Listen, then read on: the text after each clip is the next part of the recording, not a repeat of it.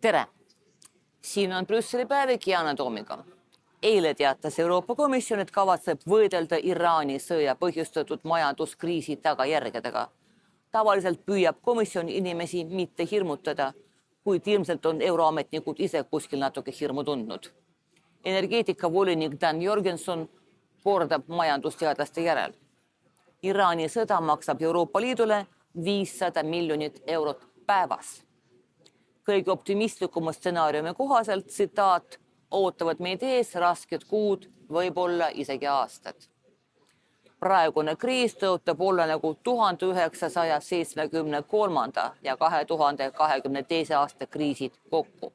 Lisame siia sõja Ukrainas ja Trumpi Valges Majas ning saame selle, mida inglise keeles nimetatakse täiuslikuks tormiks, kui kõigi võimalike halvimate asjaolude kombinatsiooniks. See on nii-öelda diagnoos, milline on eeldatav ravi.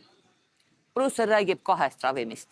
Esimene on Euroopa sõltuvuse vähendamine süsivesenikest. Puht matemaatiliselt jah, mida rohkem meil on päikese, tuule või tuumaenergiat, seda vähem mõjutab meid see, kas Hormuzi väin on suletud või avatud. Energeetika ja puhta õhu uurimiskeskuse arvutuste kohaselt on sel aastal 5 Euroopa Liidu riigis, kus rohelise energia osakaal on kõige suurem. Need on Taani, Soome, Prantsusmaa, Rootsi ja Slovakkia. Elektriarved üle 2 korra madalamad kui riikides, kus puhas energiat on kõige vähem. Musta viisiku hulka kuuluvad Poola, Itaalia, Kreeka ja madalmaade kõrval muide ka Eesti. Sellest ei järeldu aga, et peaksime kiiresti lahti saama põlevkivist. Vastupidi, energeetikasüsteemi ümberkorraldamine on väga pikk ja väga kallis. Kui loobume põlevkivist ajal, mil meil pole piisavalt teisi energiaallikaid, suurendame vaid oma sõltuvust samast Ameerika vedeldatud maagaasist, mis on rumal.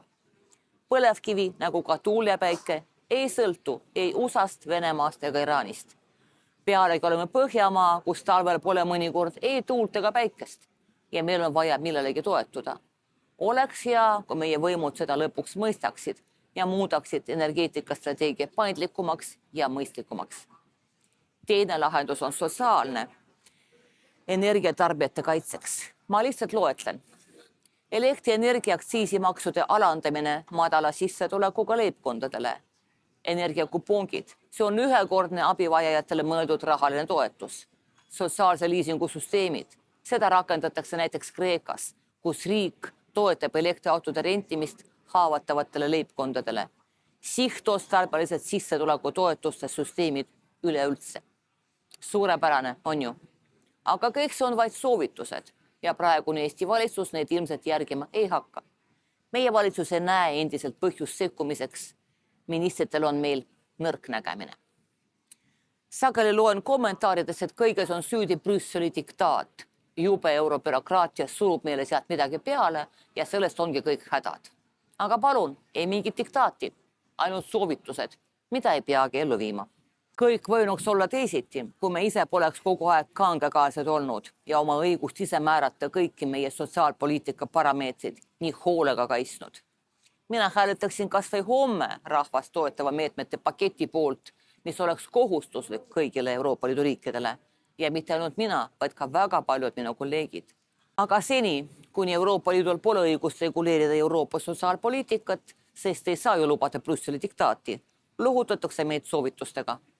Paradoks on selles, et Prantsusmaal, Saksamaal, Itaalias viiakse need soovitused ellu. Meil aga voolab mööda vuntse ega jõua suhu.